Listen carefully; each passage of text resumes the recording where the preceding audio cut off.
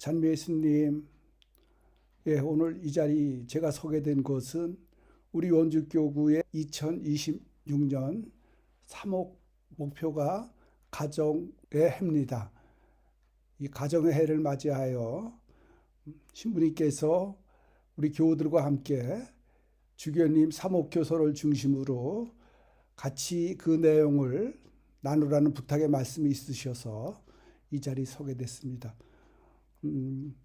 이 가정에 대해서 얘기할 때는 좀 부담이 있는 게 사실입니다. 왜냐하면 너나 잘해 이런 마음이 여러분 마음속에서도 또 제 마음속에서도 있기 때문입니다. 그러나 저는 예수님의 마태복음 23장 3절의 말씀에 의지해서 힘을 얻어서 이 자리에 섰습니다. 그 말씀은 예수님께서 율법 교사들의 행실은 따르지 않더라도 그들이 말하는 것은 배우고 지키라는 말씀이 있습니다. 그래서 제가 용기를 내서 여러분들과 함께 가정의 해 어떻게 보낼 것인가, 특별히 가정 성화에 있어서 우리가 그것을 어떻게 이뤄나갈지에 대해서 함께 살펴보도록 하겠습니다. 먼저 가정에 대한 이해가 조금 필요하긴 합니다. 왜냐하면 우리가 보통 이야기할 때 가족, 가정, 그리고 가구를 얘기합니다. 같은 말 같지만 조금씩 차이는 있죠. 우선 가족은 인간관계로 모인 공동체입니다. 그러니까 영어로 패밀리인데 이것은 혈연, 배우자로 만난 부부와 그 자녀들, 그리고 형제 자매들, 요즘은 입양까지도 이 가정 패밀리에 포함을 시킵니다. 가족들 안에 인간관계 패밀리로 입양도 포함시키긴 합니다. 그 다음에 가정은 가족이 인간관계로 맺은 공동체라면 가정은 장소 개념입니다. 그러니까 가족들이 모여서 식사도 하고 휴식도 하고 또 그 가운데 교육도 이루어지는, 그래서 삶의 울타리라고도 볼 수가 있겠습니다. 영어로 홈이죠. 거기에 비해서 가구는 생계를 함께하는 행정 또는 경제 단위입니다. 1인 가구 이렇게 얘기를 보통 하죠. 그런데 저는 이 시간 가족, 가정, 가구를 아우르는 한 단어, 그러니까 가정에 대해서 가정이라는 말로 여러분들과 함께 이 시간을 이어나가도록 하겠습니다. 올해 우리 교구 가정의 해의 주제 선구가 뭔지 다 아시죠? 여러분들 주보에 다 있습니다.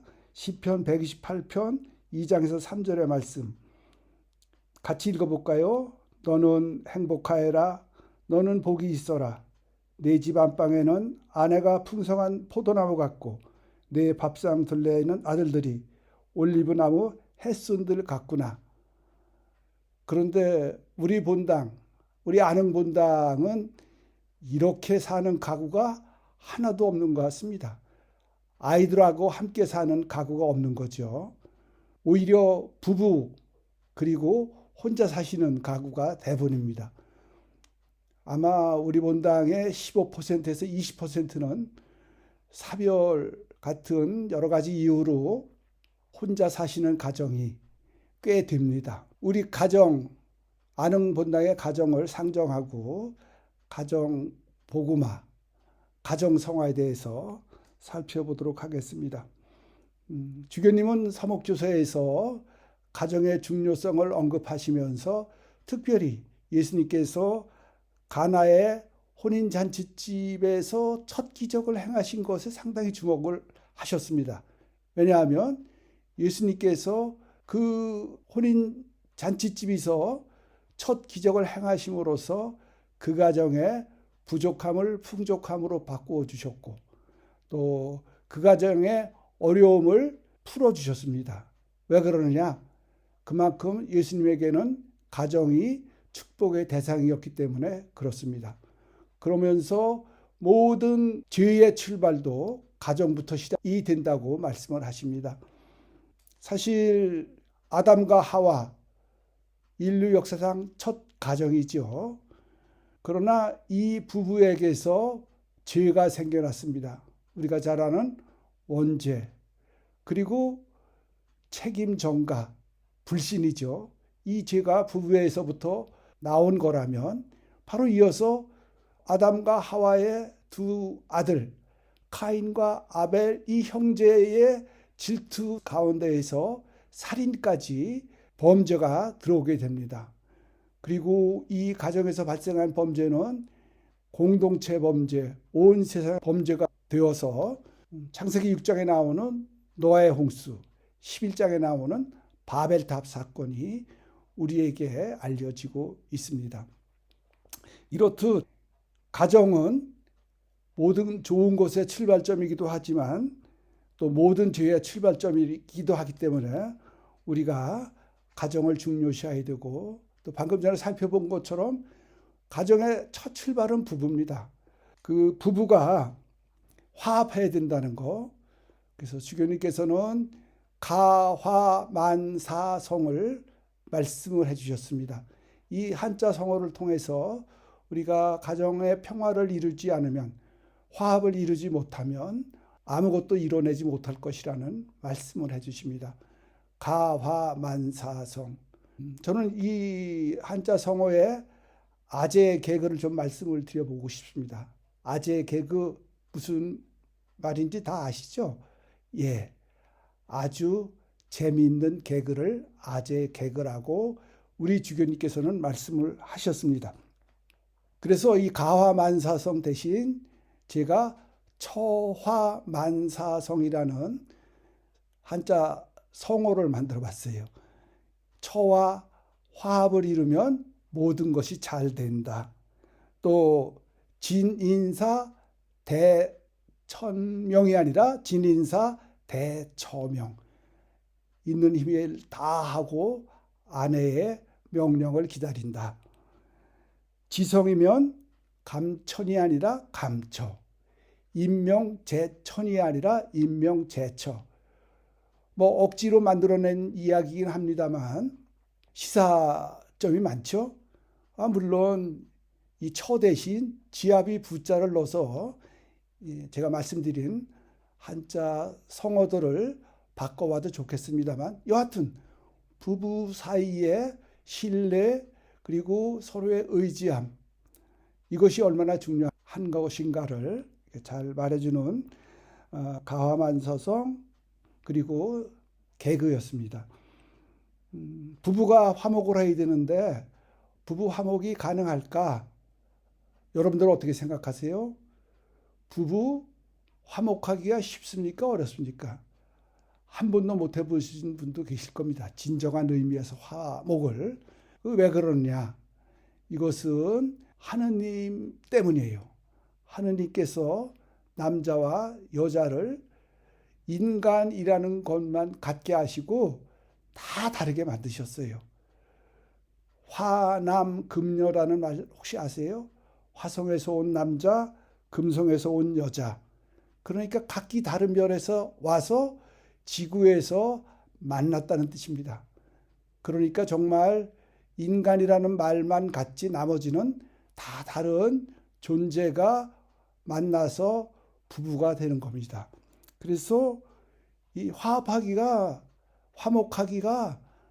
정말 어렵습니다. 이것은 여러 가지 측면에서 설명을 드릴 수 있겠습니다만은 저는 이 자리에서 세 가지를 간단하게 말씀을 드리겠습니다. 우선 공간 인지 능력이 남자 여자가 다릅니다. 여자는 좁은 공간에서 그야말로 방바닥에 머리카락 하나 떨어진 건 귀신같이 찾아내지만 좀 넓은 곳 밖으로 나가면 길치라는 말이 있죠. 여자가 길치가 많습니까? 남자가 길치가 많습니까? 그래요. 또 주차 능력 그렇습니다. 남자 여자 차이가 있습니다. 반대로 남자는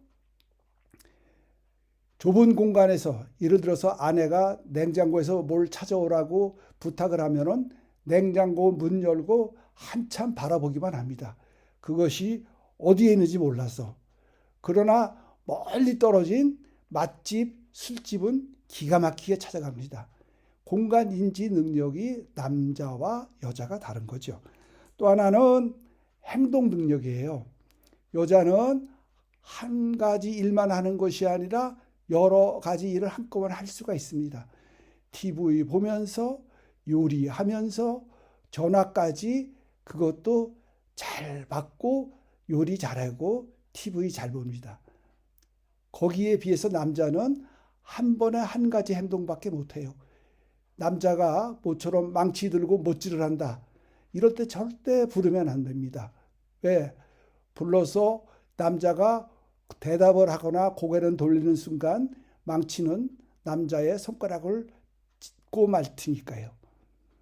남자는 그렇습니다. 여자는 멀티라면 남자는 싱글입니다. 언어 구사 능력은 더욱 차이가 많죠. 조사를 보면은 여자들은 하루에 2만 단어를 내뱉어야 편하게 잠을 잔다고 합니다. 반면에 남자들은 7천 단어만 내뱉어도 기진맥진하고 맙니다. 이게 차이가 있기 때문에 여자는 수다스럽게 보이고 남자는 말이 없어 보이는 거죠. 언어 구사 양도 그렇지만 그 내용은 더 심각합니다. 같은 말인데도 다른 나라 말처럼 서로 해석을 합니다. 김장철의 아내가 배추 반으로 잘라줘 부탁을 했더니 남편이 다 했다고 그래요. 그래서 아내가 가서 보니까 배추를 반으로 잘랐는데 세로로 자르지 않고 가로로 잘라서 반토막씩 내놨다는 얘기를 들은 적이 있습니다. 또 여자가 남자에게 빨래 개 주어, 그러니까 세탁물을 걷어서 좀 개어달라는 말이죠. 그 말을 남자는 빨래 걷어서 개한테 줬다고 하죠. 빨래 개 준 거죠. 이만큼 남자와 여자는 다릅니다. 그래서 서로 포기하고 또 서로 인정하고 살아야 화목을 이룬다는 거. 이것이 이제 지상 가정.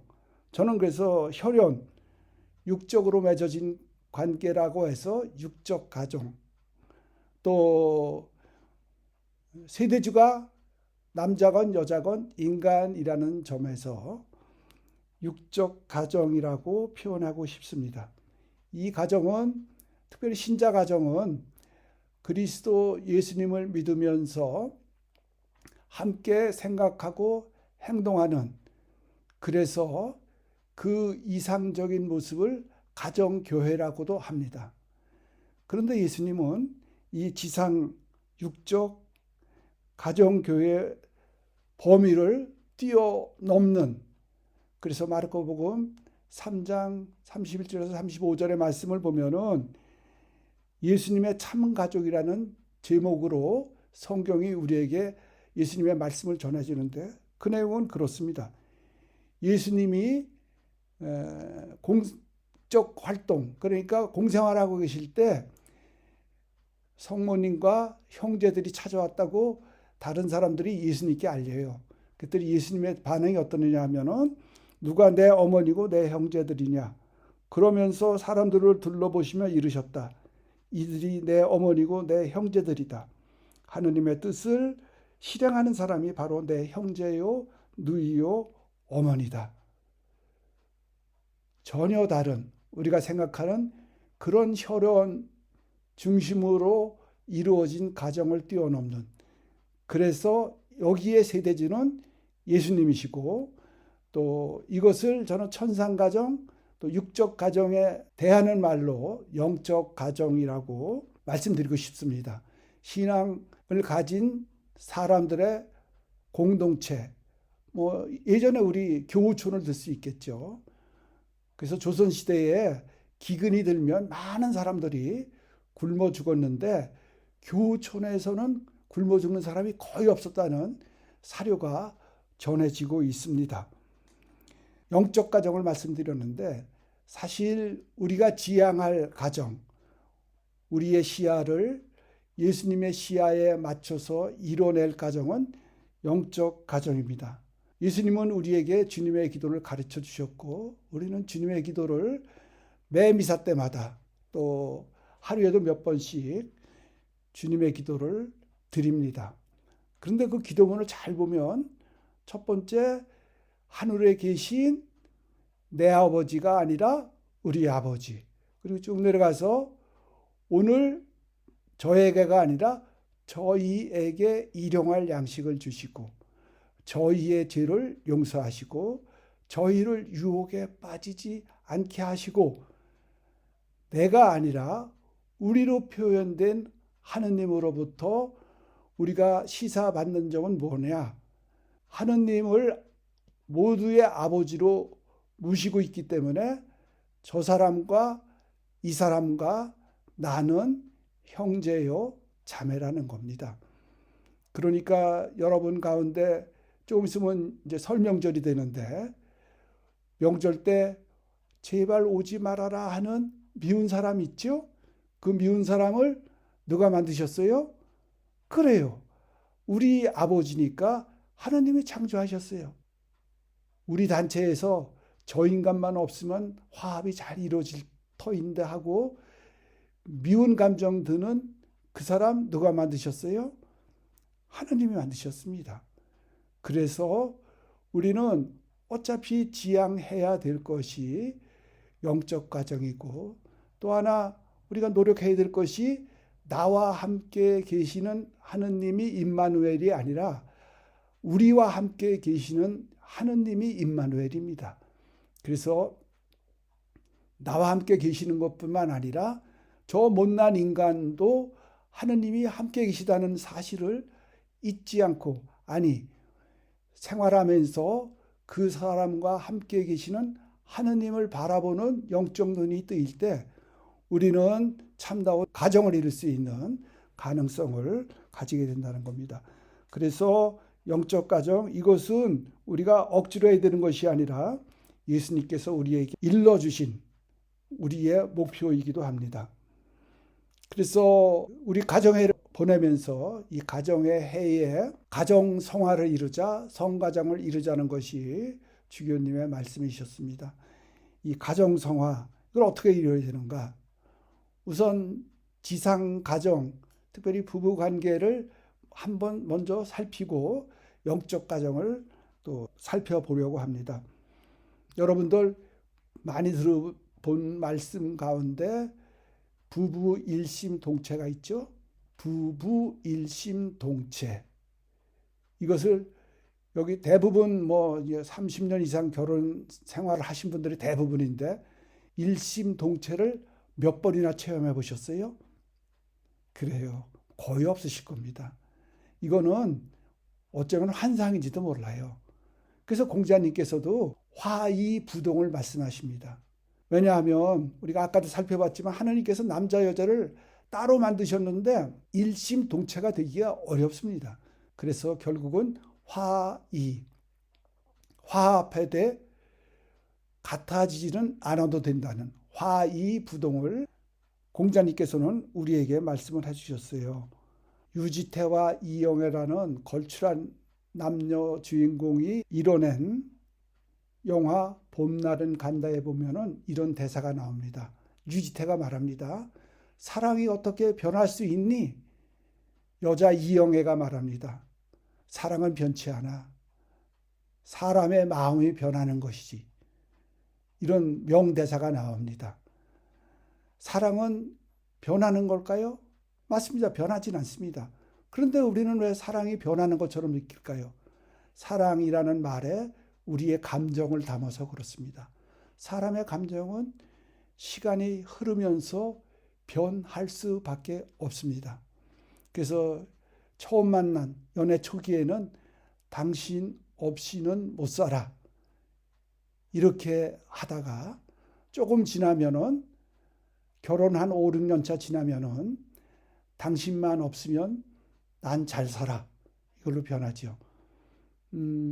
이선희 노래 가운데 그중에 그대를 만나라는 노래가 있죠. 이 노랫말이 아주 아름다운데 별처럼 수많은 사람들 그중에 그대를 만나 꿈을 꾸도 서로를 알아보고 주는 것만으로 벅찼던 내가 또 사랑을 받고 그 모든 건 기적이었음을 이렇게 황홀한 고백을 하던 그 때를 지나면 어떤 자매님 그러시더라고요. 이 노래를 읊조리면서 별처럼 수많은 사람들 그 중에 저거를 만나 에휴 한숨을 쉬더라고요.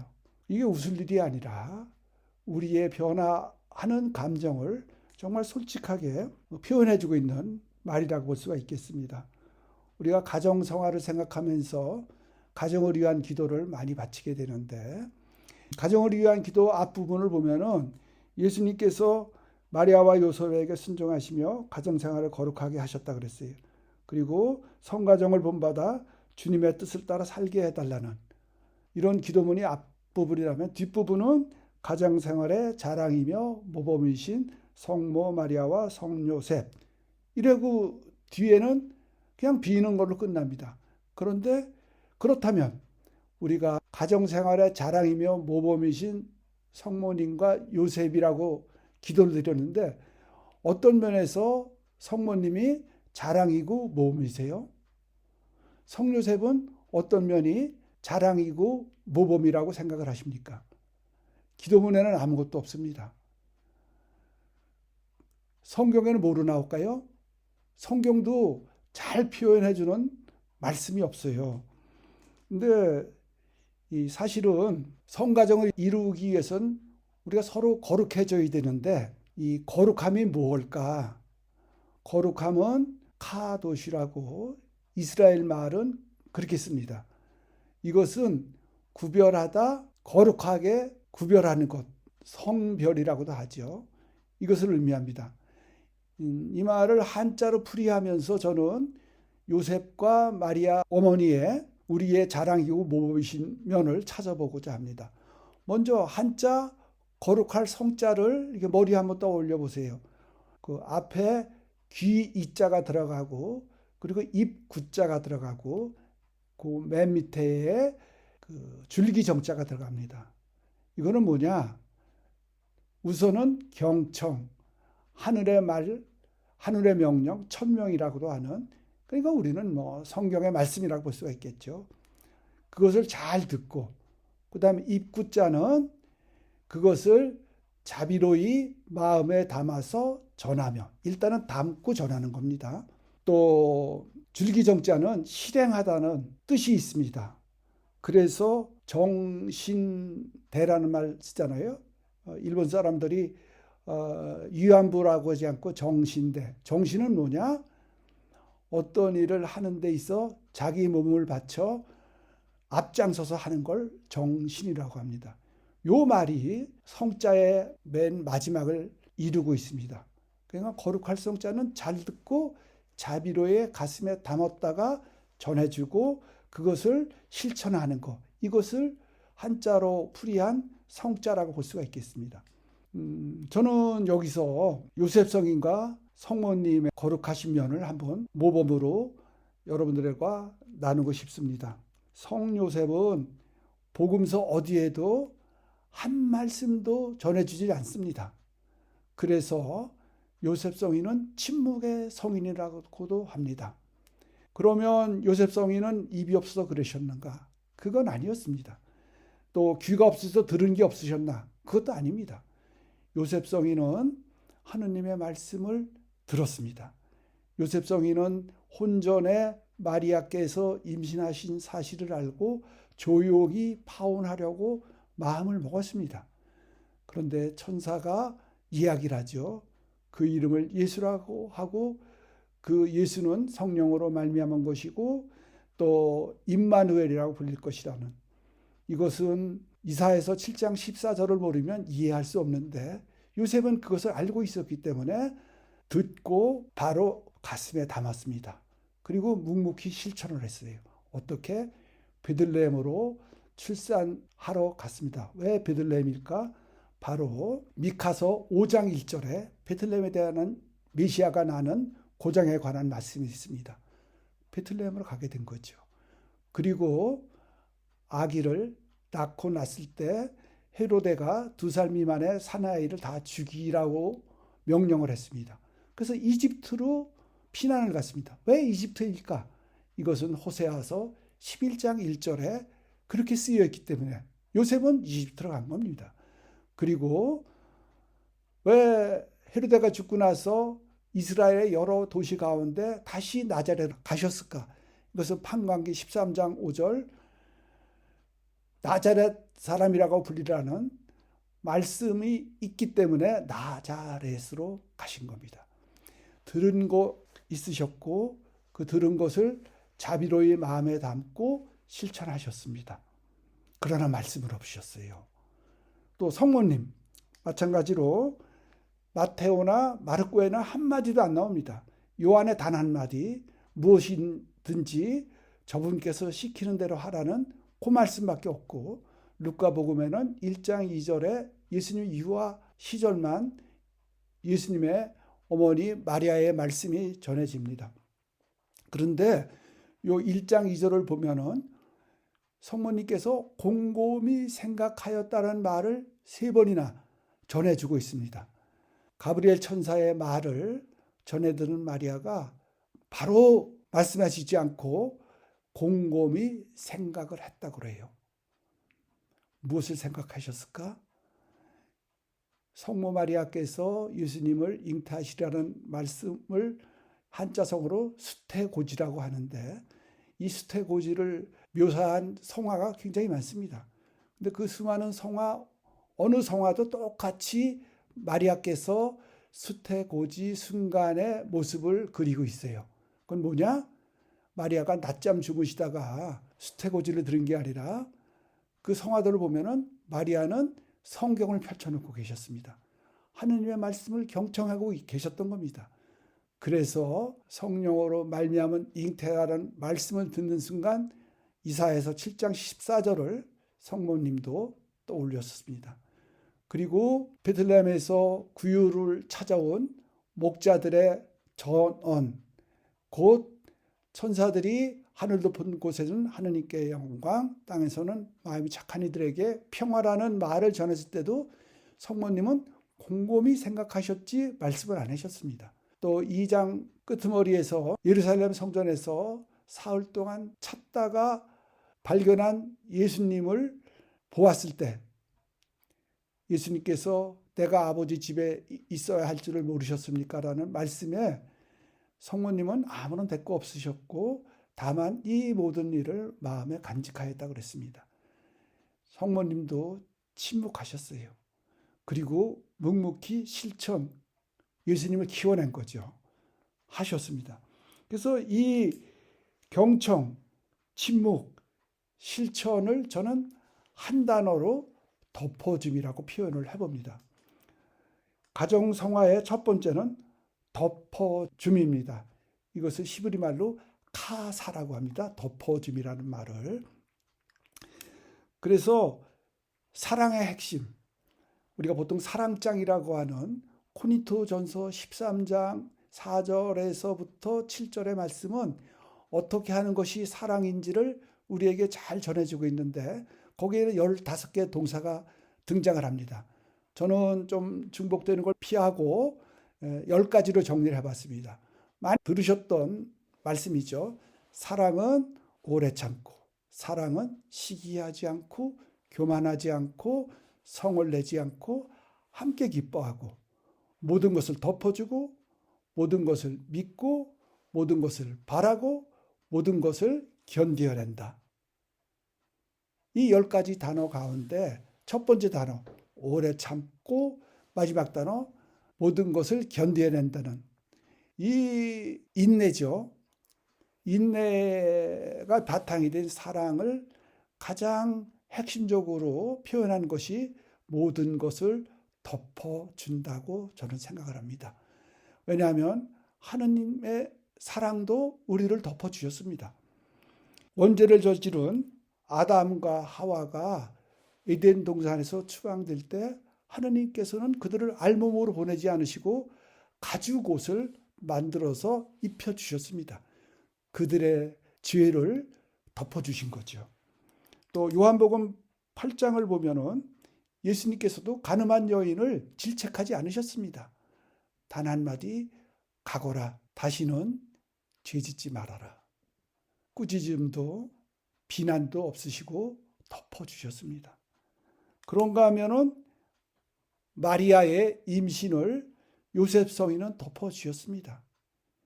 이 덮어주심 덕분에 우리가 그리스도를 맞이할 수가 있었습니다. 성모님도 사도행전 1장 14절을 보면은 마르코 다락방에 120명의 제자들이 모여 있는 것을 우리가 읽을 수 있습니다. 그 120명 제자 가운데 베드로가 있었을까요? 없었을까요? 예수님을 3번 한 베드로 있었습니다. 그리고 십자가 밑에 요한을 제외한 나머지 도망간 10제자 거기 있었습니다. 그러나 성모님께서는 거기에서 그 베드로 나머지 제자들을 비난하거나 꾸짖지 않았습니다. 너희들 너무 섭섭하다. 내 아들 예수가 죽을 때 베드로 너는 3번 배반했지? 너희들은 다 도망갔지? 비난하지 않으셨습니다. 다 덮어주셨습니다. 그 결과 성령께서 강림하셨고 이 성령을 가운데 모시고 교회가 탄생할 수 있었습니다. 마리아의 덮어주심으로 우리는 성령을 교회 탄생을 목도할 수가 있었던 거죠. 그래서 첫 번째 가정 생활을 이루기 위해서 우리가 해야 될 발걸음은 뭐냐? 덮어주기입니다. 덮어놓고 믿는 것이 아니라 덮어주고 믿는 우리가 됐으면 좋겠습니다. 가정생활의 두 번째는 성모님 되기입니다. 예수님께서는 마르코복음 3장 33절에서 이렇게 말씀하시죠. 하느님의 뜻을 실행하는 사람이 바로 내 형제요, 누이요, 어머니다. 아까 앞에서도 살펴본 그대로죠. 그러니까 형제, 자매는 우리가 금방 이해를 하겠는데 또 그리고 그냥 넘어가는 게 뭐냐면 어머니입니다. 우리 보고 어머니가 되라는 말씀은 자주 있고 있습니다. 그런데 예수님은 당신의 어머니가 되라고 우리한테 부탁을 하십니다. 그래서 바오로 사도께서도 갈라티아서 5장 19절의 말씀에서 뭐라고 우리에게 전해주시냐 하면은 나는 예수님께서 여러분 가운데에서 형성되실 때까지 여러분을 위하여 나는 해산의 고통을 겪고 있습니다. 예수님을 우리 안에 형성시키기 위해서, 그러니까 예수님을 우리 안에 낳아주시기 위해서 해산의 고통, 산고를 겪으신다고 말씀을 하셨습니다. 예수님을 우리에게 낳아주신 바오로 사도의 고백이죠. 아시시 프란치스코는 우리에게 오늘 우리가 들었던 복음 말씀 세상의 빛이 되었고 우리의 피왕이 사람들 앞을 비추어 하늘에 계신 아버지를 찬양하라고 방금 전 복음 선포 때 들었죠. 똑같은 말씀을 프란치스코 성인은 하십니다. 우리의 거룩한 표양을 그들에게 빛으로 보여줌으로써 우리는 거룩한 행위로 그분을 낳을 때 우리는 그분의 어머니가 된다고 말씀하십니다. 거룩한 행위로 그분을 낳을 때 우리는 그분의 어머니, 예수님의 어머니, 성모님이 된다는 겁니다. 소아 데레사께서도 말씀하십니다. 소아 데레사는 작은 길 영성을 우리에게 말씀해 주시죠. 작은 길 영성은 뭐냐? 우리가 거창한 희생, 거창한 선행, 심각한 단식, 유려하고 화려한 기도로 우리가 하느님께 가는 것이 아니라 작은 것, 그러니까 하느님을 사랑하는 마음으로 미운 사람에게 따뜻한 말 건네기, 하느님의 사랑을 의식하면서 떨어진 핀 하나 줍기, 하느님을 사랑하는 마음으로 다가가기 싫은 사람에게 따뜻한 미소 지어주기, 말 한마디 건네주기, 이것을 우리에게 말씀을 해주십니다. 그러면서 이런 말씀도 합니다. 우리의 작은 미소는 햇살이 되고 우리의 작은 친절은 물방울이 되어 작지만 아름다운 꽃송이를 만든다고 하십니다. 그렇습니다. 우리의 작은 행동 하나가 다른 사람으로 하여금 예수님의 살아계심을 보여줄 때 우리는 일상에서 예수님을 나아드리는 성모님이 되는 거죠. 부활의 로랑 수사님이라고 프랑스의 깔메 수도의 평수사님이십니다. 이분은 이런 말씀을 하셨어요. 성화는 우리의 행위를 바꾸는 것이 아니라 우리가 평소 자기 자신을 위해 하는 일을 하느님을 위해 함으로써 이루어진다고. 이게 성화라고 말씀하십니다. 그러니까 우리가 보통 늘 하던 대로 행동하라는 거죠. 뭐 특별한 거 하지 말고. 그런데 그것을 그동안에는 나를 위해서 했다면 앞으로는 하느님을 위해서 하면은 그것이 성화가 된다고 합니다. 이분은 실제로 15년 이상을 주방에서 소임을 맡으셨어요. 그러면서 이런 말씀도 하십니다. 나는 프라이팬에 달걀을 뒤잡을 때마다 하느님을 사랑하는 마음으로 한다. 그래서 성화는 우리 일상에서 언제나 주님을 의식하면서 모든 일을 감사하는 마음으로 할 때 성화가 이루어집니다. 그러니까 길거리 걸어갈 때 또 뛰어갈 때 떨어진 쓰레기가 있으면 줍는 거. 우리가 보통 요새 줍깅이라고도 하죠. 또 하나는 식구들 모여서 밥 먹고 나면은 설거지가 산더미처럼 쌓입니다. 이럴 때 한마디, 에휴, 더럽게도 많이 먹었네. 이렇게 말씀하시지 말고, 아, 잘 먹어서 하느님 감사합니다. 기쁘게 하겠습니다. 이런 일을 저에게 주셔서 감사합니다. 이런 마음으로 하면은 그것이 바로 성화의 길이라는 것이죠. 저는 아침 기도 말미에 바치는 짧은 기도문이 하나 있습니다. 여러분에게도 한번 전해드리고 싶어요. 그건 뭐냐 하면은 주님, 제가 오늘 누군가의 기도 응답이 되게 해 주소서. 그러니까 나의 살아가는 모습을 다른 사람이 보았을 때 그 사람의 기도 응답이 내가 될 수 있도록 내가 조신하게 하나님을 의식하면서 하는 거, 이것이 굉장한 선교요, 나 자신의 성화의 길입니다.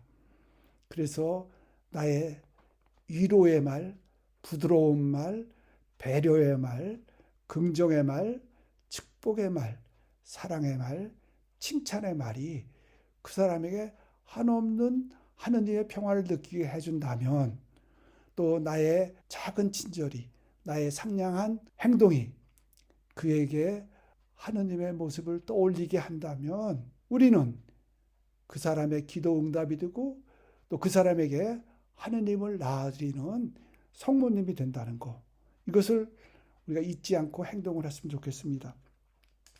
마지막으로 가정성화의 세 번째는 분을 품고 살았으면 좋겠습니다. 무슨 분을 품고 살았으면 좋겠어요? 저는 대상을 셋을 생각을 해봤습니다.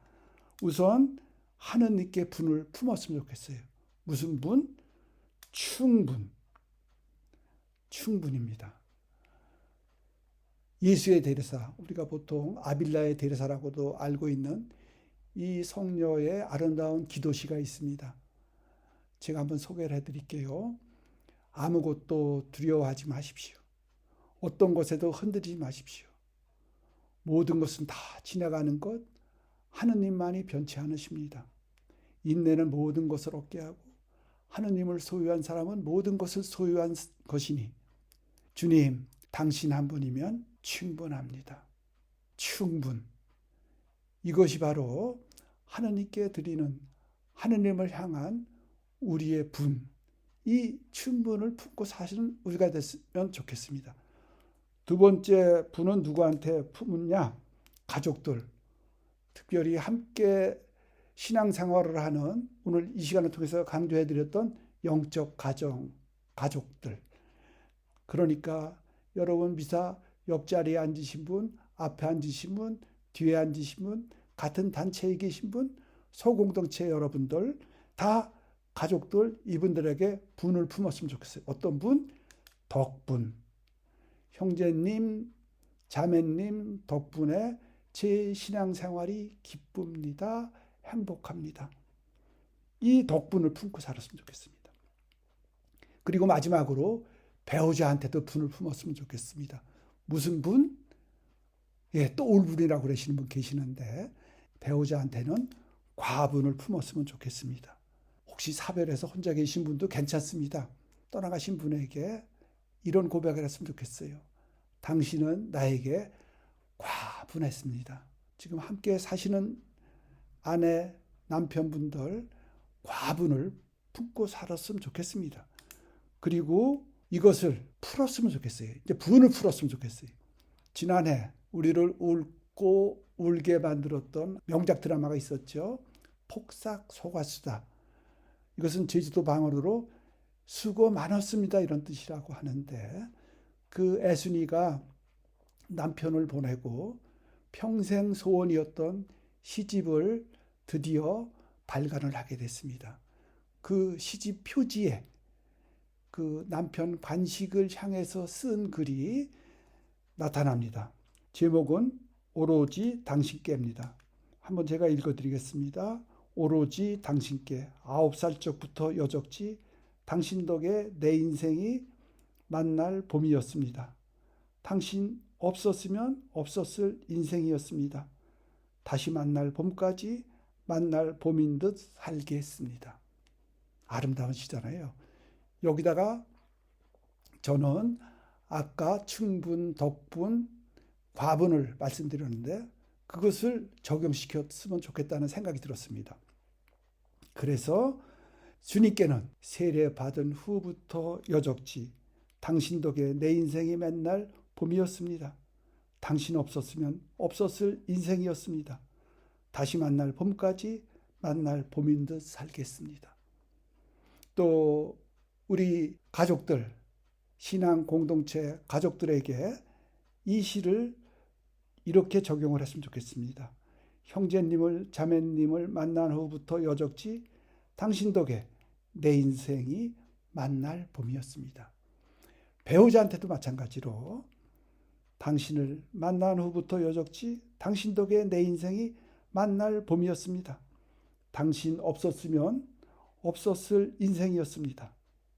다시 만날 봄까지 만날 봄인 듯 살겠습니다. 이런 각오로 살았으면 좋겠습니다. 지금까지 제가 가정생활을 위한 3가지를 말씀을 드렸습니다. 첫 번째가 덮어주며 살자, 덮어줌. 두 번째는 성모님이 되자, 예수를 낳아주는 우리가 되자고 말씀드렸습니다. 마지막으로 가정생활의 3번째, 분을 품고 분을 풀고 살자. 3가지 다 쉽지 않습니다. 어렵습니다. 그러나 노력합시다. 부족한 힘 느끼시면 하나님께 힘을 청하십시오. 그래서 이 길을 끝까지 한번 가보도록 했으면 좋겠습니다. 사도 바울께서 인생을 되돌아보면서 말씀하십니다. 디모데오 후서 4장 7절의 말씀. 바울 사도의 고백입니다. 나는 훌륭하게 싸웠고 달릴 길을 다 달렸으며 믿음을 지켰습니다. 이 말을 우리도 어려운 인생살이 덮어주고 예수님 나으리는 성모님 되고 분을 품고 풀면서 잘 살다가 그 힘든 여정 끝나고 예수님 앞에 서서 똑같은 말씀을 드려봤으면 좋겠어요. 예수님, 저는 훌륭하게 싸웠고 달릴 길을 다 달렸고 믿음을 지켰습니다. 그럼 예수님 우리에게 한 말씀 하실 겁니다. 폭삭 속았다. 매우 수고했다 이런 뜻이죠. 수고했다. 그래 고맙다. 날 닮았다. 애썼다. 그러면서 꼭 안아주실 그날을 생각하면서 특별히 2026 가정회를 보내면서 3가지 잊지 않은 우리 또 가슴에 담아둘 뿐만 아니라 실천하는 우리가 되었으면 좋겠습니다. 부족한 강의 들어주셔서 감사합니다.